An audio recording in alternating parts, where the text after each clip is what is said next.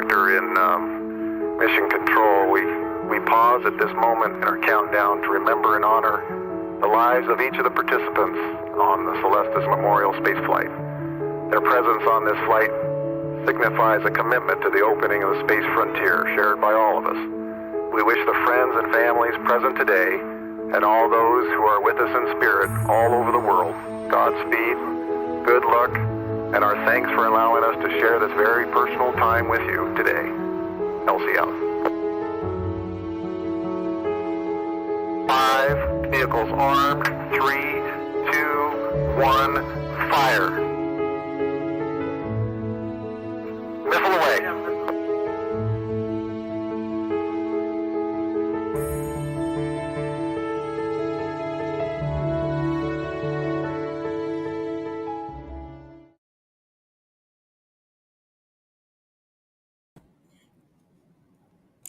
And good evening, everyone that's watching us out there right now. I am Mark, and I am the Celestis ambassador, one of the Celestis ambassadors for this incredible company. Less than 60 days ago, I do believe, we had another one of our incredible launches, another one of our super successful launches out at Cape Canaveral here in Florida. And it was for passengers of our Ascension flight. It was incredible. We brought families into town. We had our usual memorial service. We had a nice tour of KSC, which is Kennedy Space Center, if people aren't good with initials like I'm not. and then we went on and attended the launch. And we were on the grounds of SpaceX. And we watched the launch. We watched it go up. We watched the main booster come down. And it was an unimaginable experience, and I hope we're having families watching us for this broadcast for our next launch. If you are, thank you for attending. We were very, very happy to send your loved ones up in orbit, and we have yet another one we're going to bring about and give you information on. I'm going to go ahead and bring up my boss, my CEO, Charlie. We're having some slight issues with his internet system there. So I may have to repeat some things that he says. I may not have to, but we're going to go ahead and bring up Charles Chafer, who is in fact our CEO and a incredible gentleman. If you guys have not met him personally, you will be, because he's just an incredible guy to get to know. Charles, how are you today? I am very well, Mark, up here in the mountains of Santa Fe with limited access to internet. Limited access to internet. Well, sorry to hear that, but I'm sure it's just a slight glitch. So you'll have rectified tomorrow, right? Absolutely. Excellent. So real quick before we go into your update, because we're going to give people a chance to realize that the broadcast is just popped up. Some people, their reminders go off late. They may be stuck doing something real quick. Is there anything about Ascension that you could say that just impressed you or met your expectations, shall I say?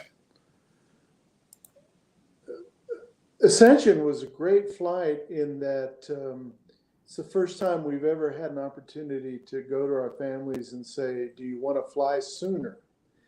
And in fact, several did. And it was a beautiful flight, right on time. SpaceX is just nailing them these days in terms of routine access to space. The most impressive aspect was watching that first stage re-enter, hearing those double sonic booms and seeing a reusable spacecraft. Our guests and family members were, as always, wonderful, diverse, emotional in a very positive way, and we had a good mission, and it was a great day. Yeah, it was an incredible mission. It's really nice to, I guess, congratulate the families for actually fulfilling the wishes of their loved ones right there on the spot, right on the grass, just as they watch the booster come back down. We usually go around and try to pick up a few interviews, some feelings, some thoughts of what they've just been through for the entire weekend, because it's always a 3-day event when we have these situations, which brings us to our next launch coming up, named Aurora. So I'm going to go ahead and let you take that away. Thanks, Mark, and happy to be able to give everyone an update on what will be our, I'm losing track. I think it will be our 18th Celestis mission, called the Aurora flight. It's an Earthrise service, which flies flight capsules with cremated remains, DNA, data systems, to space, where they experience several minutes of microgravity, and then brings them back to Earth, and we distribute flown keepsakes to all of the family members for our Earthrise service. This mission has been heavily COVID affected. It's the only one of our Earthrise series that's had some significant delays attached to it.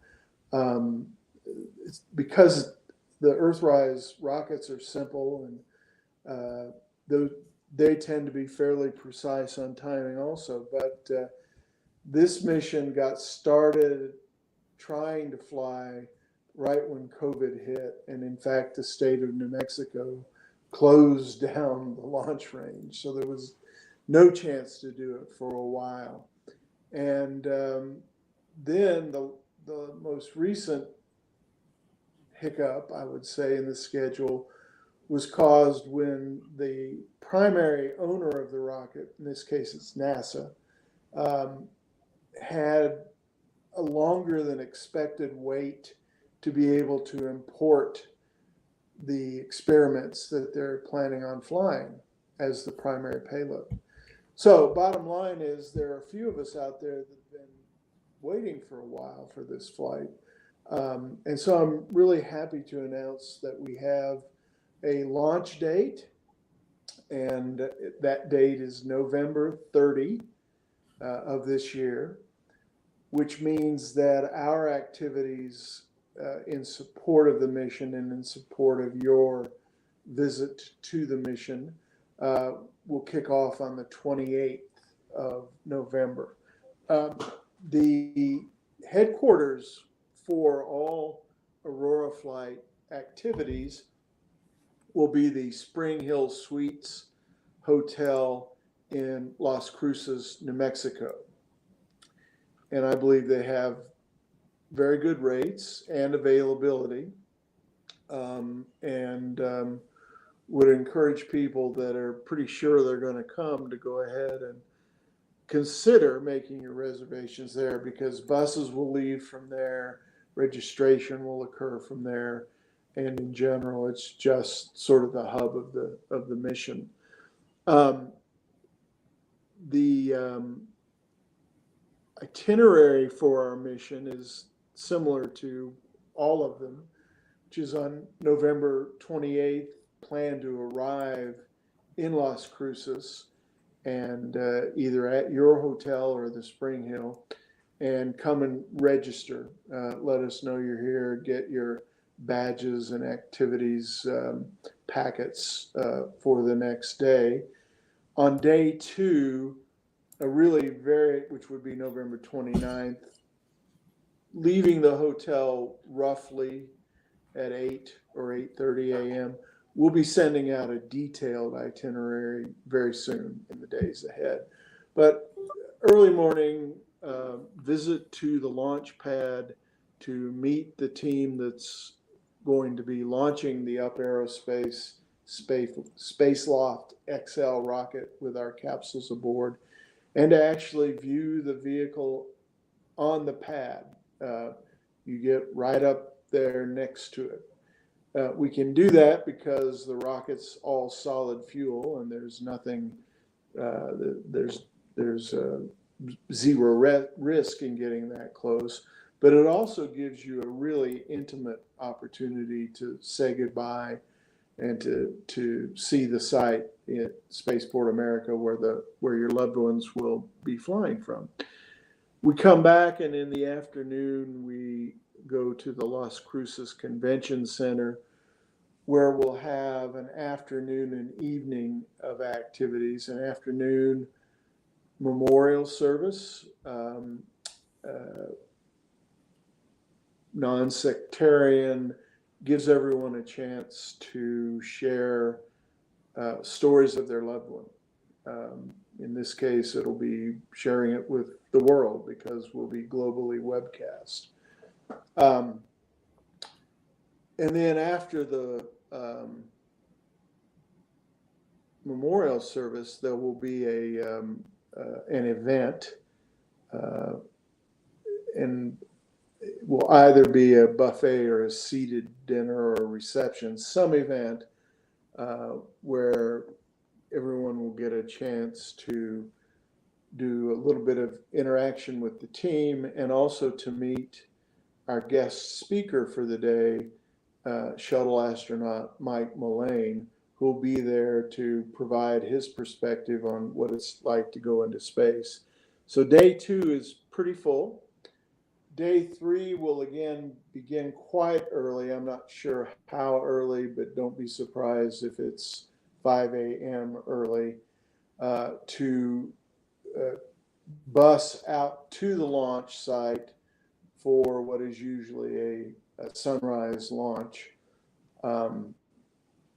which are pretty impressive. We will make tickets to attend all of this available right after our sales close for this mission, which will be roughly the middle of September. In this case, you have to have a ticket. There are no private cars permitted at Spaceport America. You can't just drive somewhere and sit on a mountain and watch it go.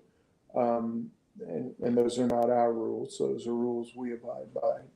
But I will tell you that Up Aerospace and Spaceport America make for wonderful hosts. And we expect a lot of y'all to make the journey out there post-Thanksgiving to see a space launch, which is a pretty incredible opportunity. Of course, for those of you that cannot or just don't want to make it out there, we'll be webcasting 2 to 3 of the events live.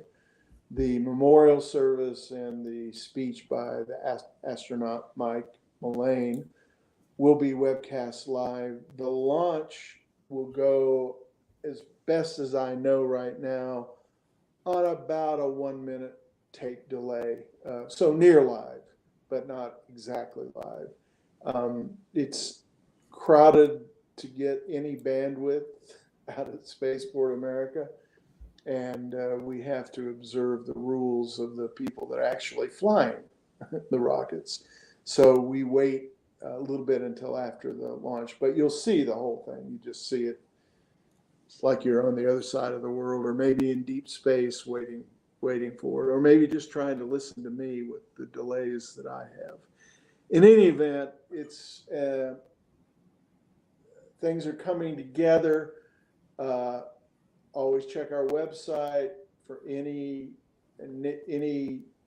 launch changes. I don't expect there to be any. I believe that the range is booked, and everyone is proceeding toward the November 30 launch date. So I will stop with that update. Maybe people, real quick updates on our other forthcoming flights. We have our Tranquility Luna mission and our Enterprise Deep Space mission scheduled for later this year, according to the provider of the launch, ULA. That translates into probably, certainly fourth quarter of this year. I would say late fourth quarter of this year, but that will be aboard a Vulcan Centaur rocket from Cape Canaveral. Then we also have our Excelsior launch, which will be an Earth orbit mission, which is scheduled on a SpaceX Falcon 9 rocket. Current schedule is February 15th, 2023. So as you all can tell, we're doing 4 missions in the next 7 months, having done 1 mission 2 months ago. So the team at Celestis is hopping. We've never had this many missions, but we are dedicated to serving each and every one of you and providing the service that we've provided for almost 28 years now, and 18 missions.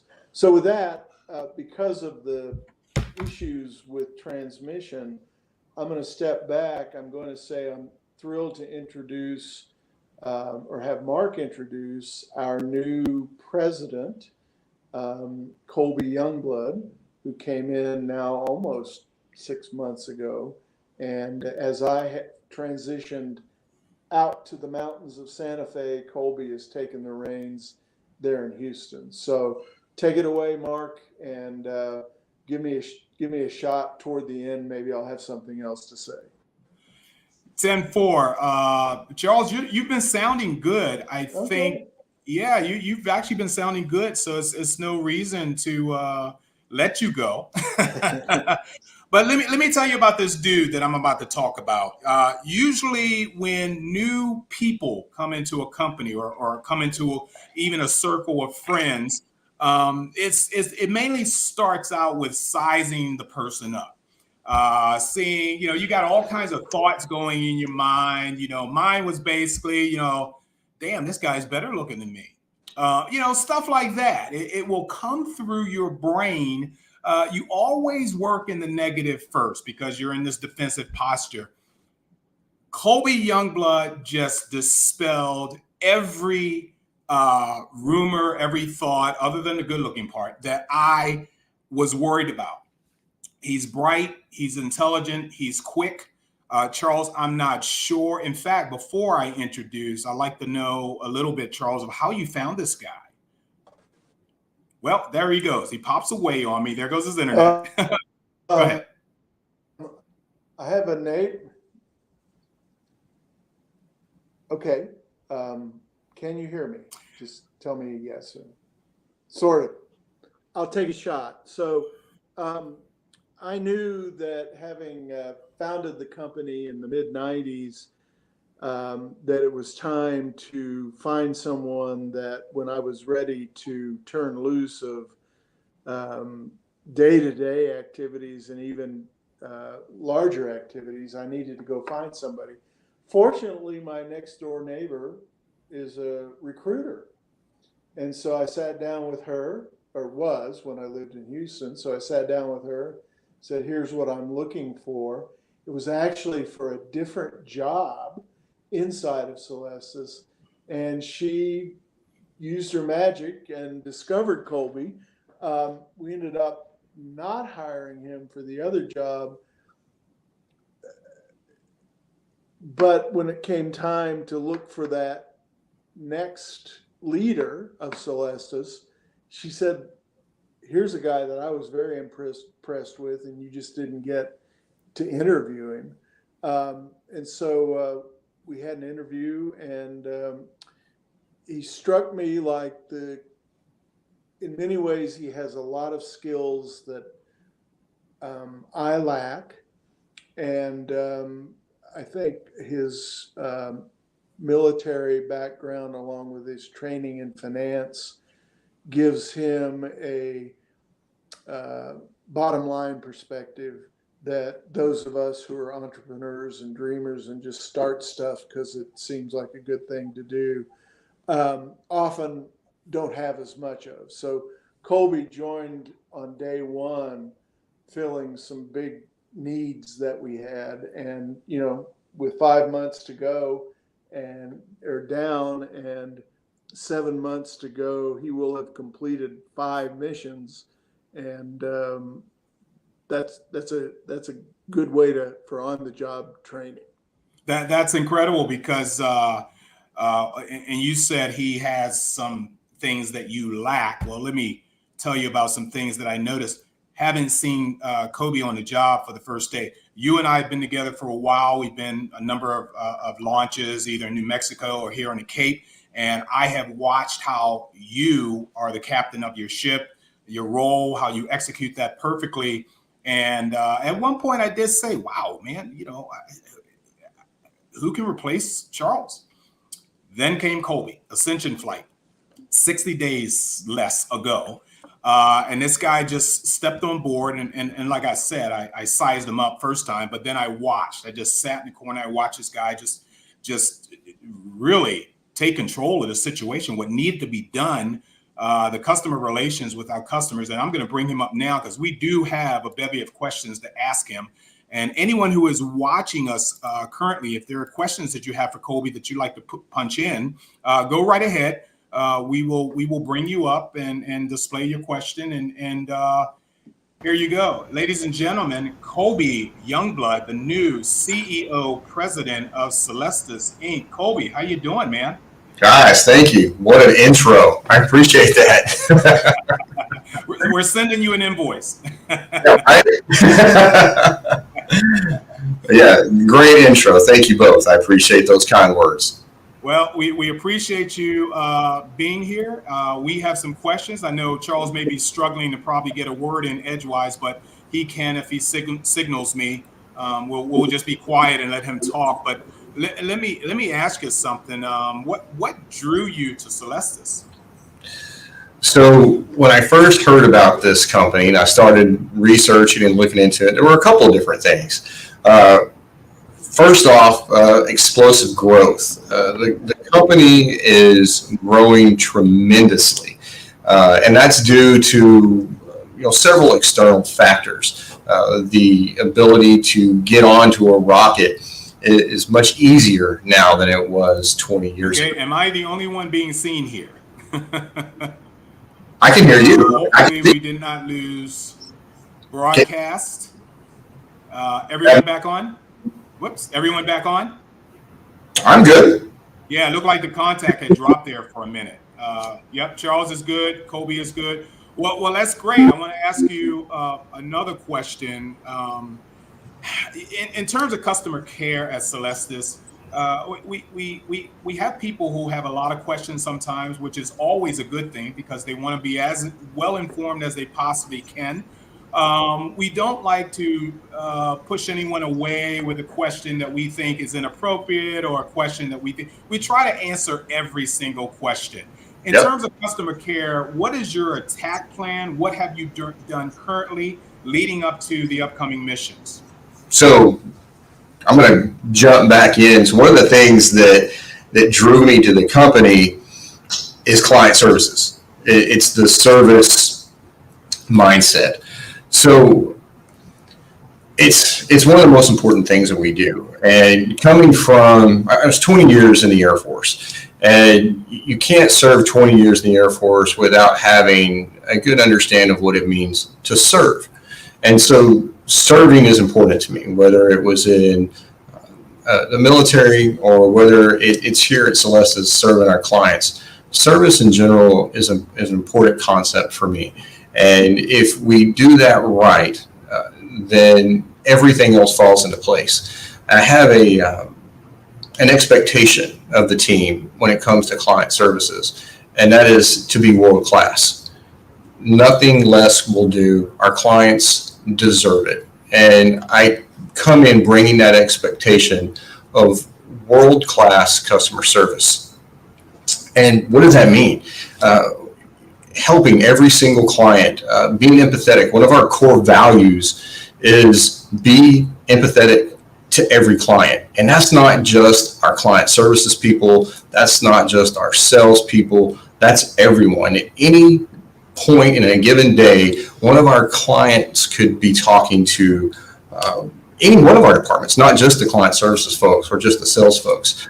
But we expect empathy and to be able to treat our clients empathetically as one of our core values, because we're dealing with clients that usually have are going through grief, significant loss, and it is difficult when our clients are in those positions it's difficult to do daily things, much less talk to us about the business that we're going to do to get the loved one into space. So every single person here at Celestis has to keep that in mind. They have to be cognizant of empathy and to be able to apply it effectively. And so what's my plan? So one of the things that I did before joining Celestis was I was a business management consultant. So I came in, I worked with the presidents and the CEOs side by side of making their companies better. And a lot of small businesses like Celestis, they're in startup phase, they've got a great idea, they're pushing forward, they're making stuff happen, but they may not have processes to do that. They may not have step-by-step procedures to do that. They may not have software databases that help them achieve that. Well, it's one of the great things that I can bring to Celestis are those things, knowledge and the ability to do those. So where Celestis, we had processes, we had procedures. We're going through them and we're making them better. And our software database, we're making it better so that it works better with our process. They all integrate. So that's the plan. And how do we do that? So how do we do that with 4 launches coming up? It takes a lot of tenacity. I'll say that. It's not easy. It's not easy at all. But getting a team together, getting a team on the same sheet of music, going by the same procedures day in and day out is what we're going to do to score that away. And client services has never lacked. And it's one of the reasons why this company has been around since 1994. Charlie and Leisha and the team, what we call the original team, they've done a phenomenal job. There's a reason why they're around and our competitors aren't. There's a reason why we don't have competitors. It's because this company has always taken care of its clients. This company has always put its clients first. And so when I'm coming in, I'm not changing that. I just want to make it better. And as we grow and we go from a small team to a large team, we go from 5 people to 10 people to 30 people as we continue to grow. That's what we need. We need solid organizational structure and processes as we grow. But we're never going to lose what Charlie has originally planted in this company, is that the client is always first. They're always going to come first, and we're going to take care of them no matter what. That has been set from Charlie from the beginning, and we're going to take that and we're just going to keep doing it.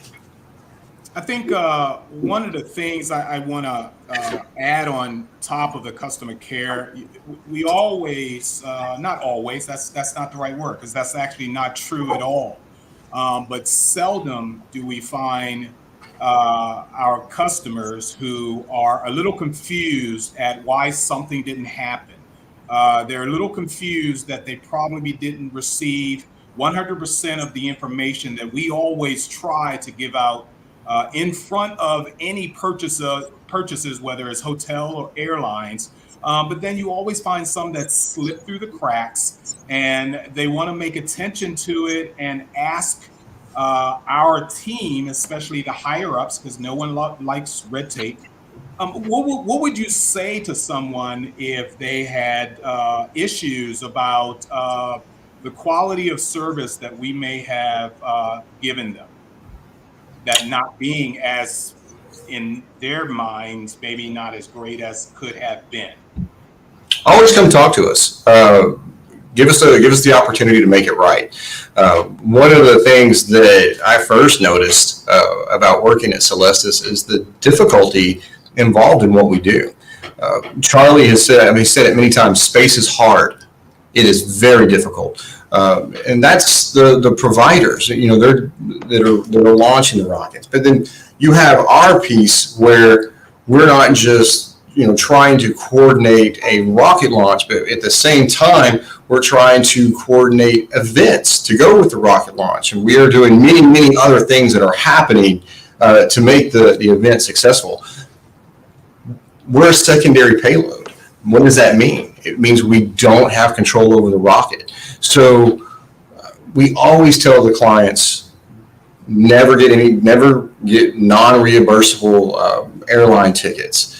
You always want to get reimbursable airline tickets, because that rocket could be rescheduled. at any point. And we're dealing with space. We're dealing with rocketry. It's inherent. And so it is something that from Celestis, every email update that we send out to our clients, we always let our clients know that these are the kind of things that we're dealing with. We could at any point have a rocket slip, but what do we guarantee? Let's get back to what we guarantee. We guarantee that we're going to fly your loved one. We've launched 18 missions now, and the next Aurora will be it's Celestis 18, but will be our 19th overall mission. We guarantee your loved one's going to fly, and in the course of those 18 missions, we have never not flown a client. Never. We have a 100% success rate. We've had rockets delay. That's true, but we always fly.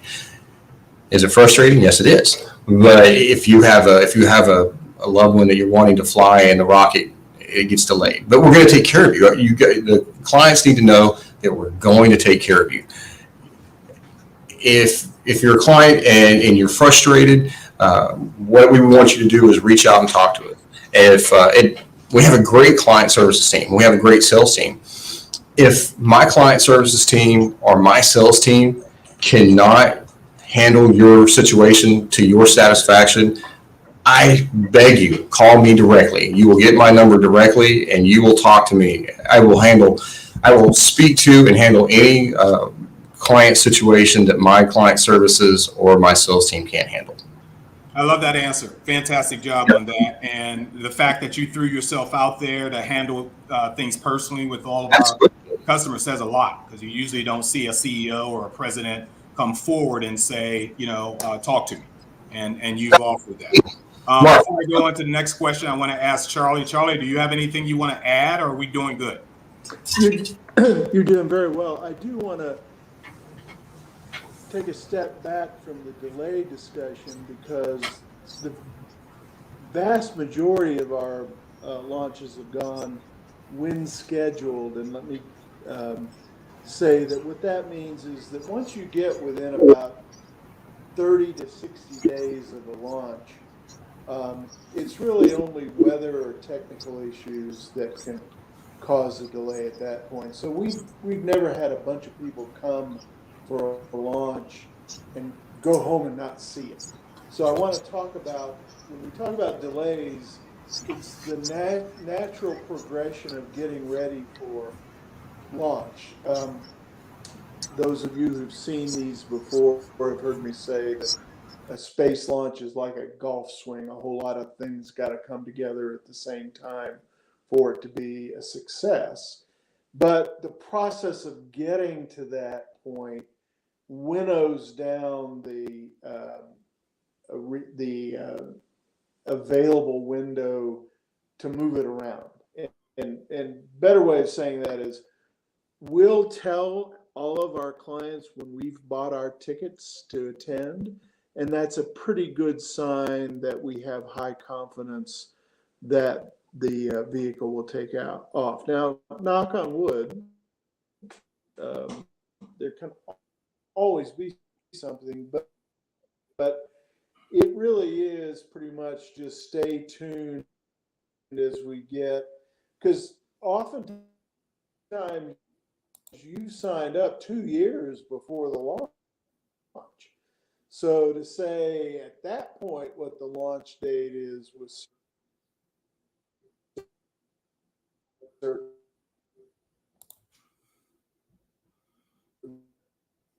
Okay, Charles, we're losing you. I'm gonna move. You broke up. Yeah. But okay. A month before the launch.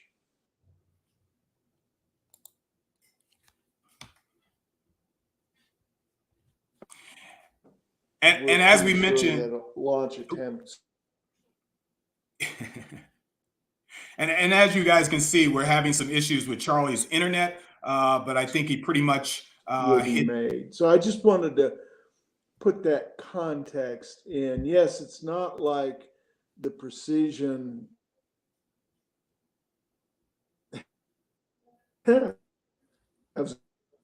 going to say that I'll hand it back to you. Okay. All right. Thank you. Yeah, you were going in and out there. Let me ask you something, Colby, real quick. What surprised you most since arriving? Not when you first arrived, but since you've already been there. What's actually surprised you the most? What have you seen? What do you think? Oh. The heritage. I want to talk about heritage for a minute. Okay. So I didn't realize a couple of things. So when you start talking about commercial space flight, and you start thinking, okay, well, what is commercial space flight? We know what NASA is. Nowadays, you know, there's a lot of companies that are putting rockets into space. Some of them do it every week now. What I didn't realize was where Charlie fit into that, and the heritage of Celestis. It was surprising when Charlie first started telling me the stories. I know many of you probably know, and for those of you who don't, Charlie was with our parent company, or a division of our parent company, way back in the early 80s.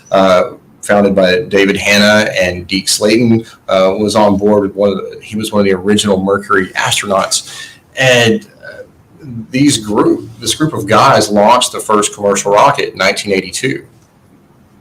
They launched the first commercial rocket in 1982. They paved the way for all of the commercial rockets that fly today. To be a part of that, I know Charlie probably gets tired of hearing me say it, but it's an honor. It is an absolute honor to be here and to work with Charlie and to work in a company that, you know, Deke Slayton was a part of. Right behind me, I've got a picture of a rocket that this belonged to Deke Slayton and was in his office. And Charlie was nice enough to leave it at headquarters in my office now. So that surprised me. Walking in to a company with that kind of history, it makes me proud. I am proud to be here, and you just come to work. And I want to do a great job for Charlie every single day because of that. So I love the heritage. The other thing that surprised me was the amount of just the difficulty of the work to get a mission off. Like I was saying earlier, there is a lot that a lot of people don't realize that goes into coordinating a memorial space flight, from the flight capsules, getting them integrated onto the rocket, and everything that goes into that, to the coordination of the event. And again, going back to client services, we have a level of excellence at this company that I haven't seen in a long time. That means we're going to put on a fantastic event for you.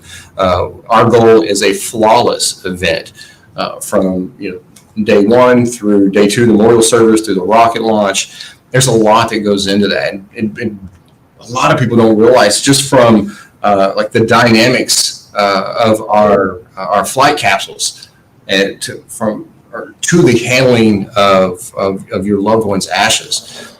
There is a zero tolerance for error there, and so haven't seen that kind of precision since I worked in the Air Force, and it's a good thing. I can appreciate being a part of that, and the amount of work that we do as a result of these things.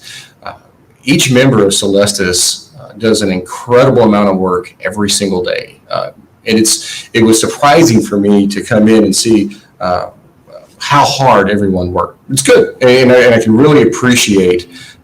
Charlie has done a great job of establishing a fantastic work ethic here. Everyone will bend over backwards. They don't care how long it takes to do something. They're not watching the clock. People will work on the weekends if they need to do. People will stay. It's just, there's a great commitment to the company. Every single employee here is committed to this company. They're not committed to themselves. They're committed to the company, and it's just a great thing. So it was. I know it's a long answer to your question, but there were a lot of surprises that I saw, but all great. And again, just love the company. Well, you know, it's interesting. This is a interesting segue that I'm going to run into because you just witnessed your first launch. And before I ask you this question, I'm going to tell you personally that I am happy that we are not in the New Mexico heat in the middle of August, because that was our next mission. Our next flight was supposed to be go and sweat and watch. And now that we're kind of pushed back into November for Aurora, I think it's really nice. It's going to be very comfortable for everybody. But in terms of your comfort level, describe your first launch, which was in fact what, Colby? Oh, yeah, I lost you. But my first launch was the Ascension launch this last May. So it was emotional on a couple of different levels. So it affected me, one, personally, just to see. I've never seen a rocket launch before. This was my very first in-person rocket launch. And if you've never seen one, you got to do it. There's something visceral about watching the rocket as it takes off, and you feel the rocket. You don't just hear it, you feel it. And I think Charlie described it earlier. One of the great things about this rocket launch is we got to see stage one come back. So we get to see the majesty of the rocket launch, and then we get to see just cutting edge technology of this stage one coming back through and landing perfectly. It was a sight to see, for sure. It was. I got told it was. I got a bonus on my first rocket launch because I got to see that. That was cool. That was cool. More importantly, was being able to witness not just the rocket launch, but all the events as a whole, being able to see how it impacted our clients, which was going back to one of the reasons what attracted me to the company is being able to make a difference and helping people in need. And it was the first time that I got to see the clients up close. I got to shake their hands. I got to talk to them. On day two was when we had the memorial service. The memorial service is emotional. It's a celebration of life, but it's still a memorial service. So there's some weight to it and some somberness. And going from the memorial service and then going to the launch the next day, they're two totally different emotional reactions. And seeing the clients get the closure as that Falcon 9 screamed into the sky, knowing that their loved one was on it and that they were completing a dream. That was awesome. And seeing the clients hug each other and high five and cheer as that rocket went up, to me, it was as good of a feeling as watching the rocket itself. So the rocket launch affected me, like I said, on a couple of different levels, but and it is a fantastic thing to see, and it's a fantastic thing to be a part of. Both the memorial service, you got to have both, in my opinion. You have the memorial service, to celebrate the lives, and then the rocket launch to cap it off. It's such a great thing, and so it was awesome. I agree. It never gets old with me. Every time I see a launch, and you haven't been in New Mexico, I'm really looking forward to seeing your face when you see a launch on a New Mexico site. But you're absolutely right. What I found out with this company is that it's not all business. This becomes as personal to us as it is to, our clients. We have an attachment due to the memorial service, how we actually get personally introduced to members that we've only heard about from your voice on a telephone or through email. We meet you personally. We get to know your loved one a lot deeper, and then there they go, and we have close to the same kind of emotion that everyone else has during that. So before we end this, because we have something very important, especially based on the questions that's been popping up so far, For those that have been waiting, this is the time for you to get those answers. And we're going to talk about our other missions, including the astrobiotics and the update. Before we go that, I am so proud of you, Colby. So happy to have you on board. So proud of Charles for actually finding a diamond in the rough out there. And it's great that this will live on forever through you. And I'm just so happy that you're on board. So if anybody has any questions for Colby, even at this time, while we go through our updates on the other missions, feel free, go ahead and pop it up. We're going to handle some of the ones that we've seen already. I don't know if either you, Colby, or you, Charles, are handling this update. I'm not sure, but I'll make sure, to scroll down and see some questions you may missed or may have missed during this time. So who's taking this away? I will take it. A couple things. I'm not seeing questions because I'm having to use cellular screens. So if there are questions, serve them up. But we earlier went through the mission updates for all of the missions. So I'll briefly say again, we have Aurora November 30th.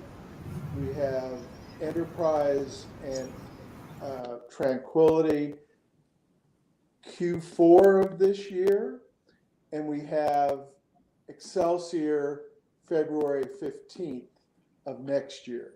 So those missions are all booked, and people are,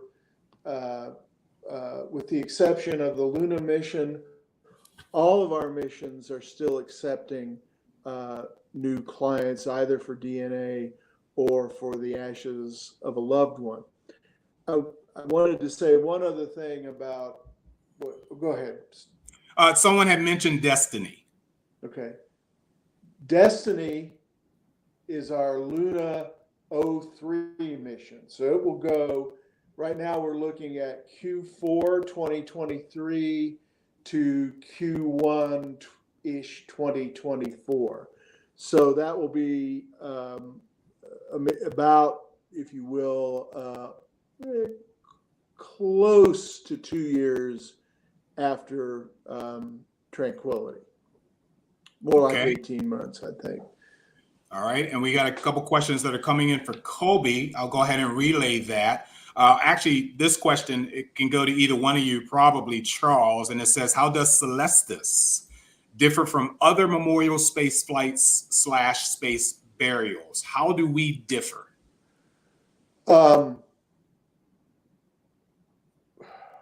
27 years, 19 missions, serving thousands of people versus all of our other competitors, I think, may each have done one mission over the last 10 years.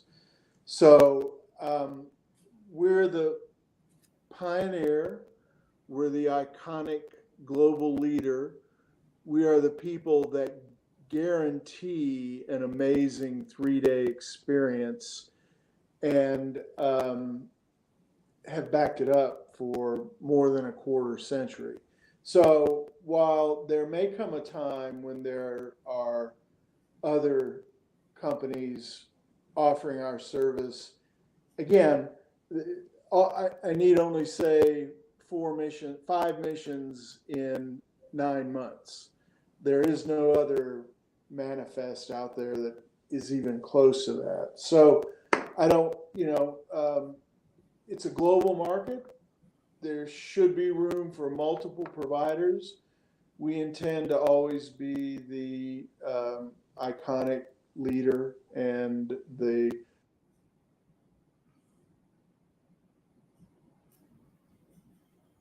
Okay, you still there, Colby? So we lost Charles. Okay, hold on, Colby. I have you muted for a sec. If you can hear me, Charles, you blew T.M. Martin's mind. She was totally impressed with your answer. And Colby, I have one for you. So Charles, did you hear what I say? I see you came back. Nope, you're still frozen. Okay, Colby, where's that? I gotta scroll up here, Colby. There's a question directed to you. Okay, Colby, How does it feel to be described as a space-based funeral director, as Charles describes it? I think that's I have no problem with that at all. I think that's cool. Again, this is a really niche industry that we're in. We are commercial space, and we're commercial funeral services, and we're the only ones that do it. And just like Charles said, there may be some other companies that may have one or two, and we're it. And to say that I'm a space-based funeral director, I'd say I'm the space-based funeral director. Pretty good.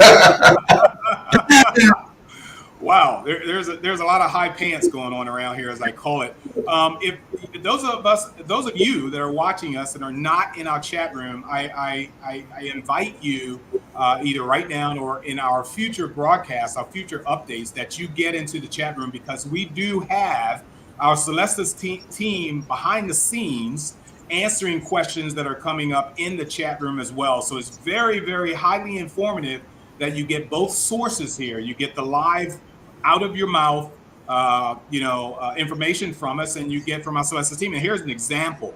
Our Celestis team had posted this. They basically said, we have not only had 18 successful missions, but we can guarantee your loved one will fly. We have a lot of experience with Memorial Spaceflight and have done it, and it's supposed to be, we have gotten it down to a science for our customers. So that's fantastic, and that's just a backup. Another question here: how many astronauts will be on the Aurora flight? That's interesting. Let me say this first. If you go to our website, you will actually see a number of the passengers that are slated for that flight. Sometimes there's some individual write-ups of each one, but at least you'll have a picture of them or the other, and you will see that not only do everyday individuals like you and I go up on these flights, but we do have celebrities. We do have, like Elaine is mentioning here, astronauts. So who can answer this question about the Aurora flight and astronauts? Go ahead, Charles. We're honored to give Apollo-era astronaut Philip Chapman his first flight into space. And also his second flight into space. The first one will be on the Aurora flight, and it's a great story. If you just Google the subject, Philip Chapman goes to space, there have been countless news articles about that in the last week or so. Fantastic. I was here to that.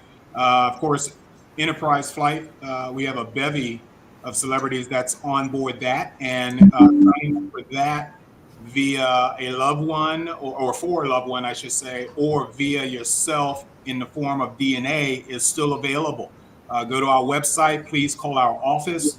You'll get all the information if you want to be on any one. Aurora and Enterprise is still open, so you might want to get kicking on that if you want to fly yourself.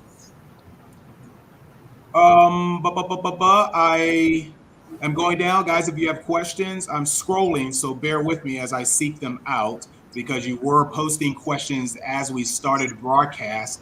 I think this has been answered, but I'm going to ask. Leslie Taylor asked, what is the distance between Las Cruces and the launch site? What is the distance? Las Cruces, and it's about probably 40 miles deep into the desert. The Spaniards used the area and called it the Journey of Death as they passed by where Spaceport America is. So it makes sense because you don't want to be launching downtown Las Cruces. So it's a charter bus trip. Usually takes about an hour each way. And that's where I saw my first dust devil from that bus, driving along that desert before it became a very, only an hour trip. I think we were doing 2 to 3 hours, starting out at 4 o'clock in the morning to get to the launch site. I think mornings, Charles, if you can confirm, is supposed to be the best time to launch a spacecraft. Is that correct? winds typically are lowest at that time. So, and you don't want to be flying a rocket into winds if you can avoid it. Particularly this launcher is sensitive to that. So they like to fly almost, generally it's about at sunrise or a little bit later, which makes for a pretty dramatic scene if you remember the desert out there. Oh yeah. You're on the floor and you're looking at the mountains in the distance, and over those mountains is White Sands National Park and the White Sands Missile Range. And you see the sun come up over those mountains just as your loved one is getting ready to take an amazing journey. And this rocket, you mentioned, this is a completely different experience than Colby described the Falcon 9. This rocket hits Mach 6 in less than 2 seconds. So it just whooshes off the pad and goes straight up. And it's a pretty amazing thing to watch. It is. I agree. This may end up being our last question, looking at our time here, but it is directed to either one of you. And that question, great questions, by the way, Ms. Martin. This question is, are there any ethical and or legal concerns for a high number of remains venturing out into deep space missions? What percentage of clients opt for deep space missions? Okay. Take it away. I'll take that since I battled those issues early on. In the 1980s, the first regulations of commercial space launches were passed and enacted by President Reagan, basically at our request, because we had done the first private launch before that, and found that it was really clear that the government didn't know how to regulate private space transportation. Since that date, every time we fly on a commercial mission, orbital or beyond, we're subject to licensing and regulation for public safety, for national security, for foreign policy compliance, under that 1984 Space Launch Commercialization Act. And there's a whole office at the FAA with like 100 employees or more now that regulate commercial spaceflight. So not only are we well regulated both under international law and under US law, we're also voluntarily compliant with a standard that says we're not going to junk up space, we're not going to release capsules willy-nilly, we're going to fly on something that's going there anyway and never be released. So we've managed to create a very compelling service within not only international treaties, US law, but also driven by our moral and ethical commitment to explore space in a green fashion. Excellent answer. I really like that. Colby, you have anything to add, or we can squeeze in? This next question only needs a yes or no. So do you have anything to add on that, Colby, or should we go to the next? Oh, wait, Colby. Hold on. Start over, Colby. Okay, I had you muted. Go ahead. Okay. Oh, I'm not going to add anything to that. You can't add anything to that. Charlie was there and paved the way for that legislation in '84. That was a fantastic answer. Yes, and Ms. Martin, you've been very appreciative. You've given us some great questions. Thank you so much for your interest and your curiosity. That's really important to assure our clients what we do is on the up and up. It's clean, it's legit. We communicate. Everything is exposed to any questions you may have. Okay, so we're about to close out on this. Yeah, on my phone, we got a minute left. If there are any other questions that any of you guys, I'll let Charles have the last word here, but if there's anything that you guys need answers to, we have multiple ways of getting a hold of us. You can call us, you can email us, you can watch these updates and ask your questions live.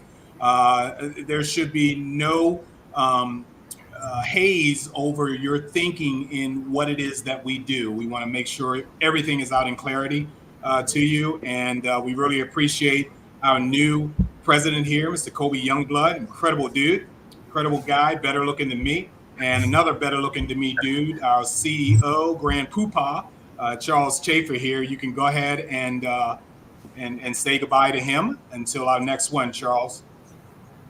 All yours. Just wanted to add that I thank everybody for their patience with the communication flow tonight. It just struck me, I read yesterday that we're having a major solar storm starting tonight and going through tomorrow, and it's expected to disrupt GPS and communications and everything. So I think we're seeing a little bit of that space effect on humanity. Exactly. As we speak. That's incredible. Even though we send things out into space, I think space is probably sending us a message back. I don't know. it's just weird. Absolutely. But that answers a lot. Hey, ladies and gentlemen, I want to thank Colby and Charles. I think we're going to hang around for a sec, but I'm going to drop them and go ahead and say goodbye to everyone here. And I want you guys to watch this last video as we sign off. So stay on. Don't go off yet. Thank you, everyone, for joining us. My name is Marc Lee. I'm your ambassador. I'm not perfect. I try my best to make everyone happy, okay? Because it takes a lot of effort to be angry and upset and confused. I'd rather you have joy in your life, and I'm happy to be a part of this organization that supplies this kind of joy to yourself personally and, of course, to your loved ones, who most of them have asked to be placed this way. So thank you so much for listening to us tonight. I want you to watch one of our promo ads here for another flight, and then we will let you know. Stay tuned on our Facebook page. Please leave comments and questions, but we'll let you know when the next update is. So thank you, each and every one of you, for joining us tonight. Please take a look at this.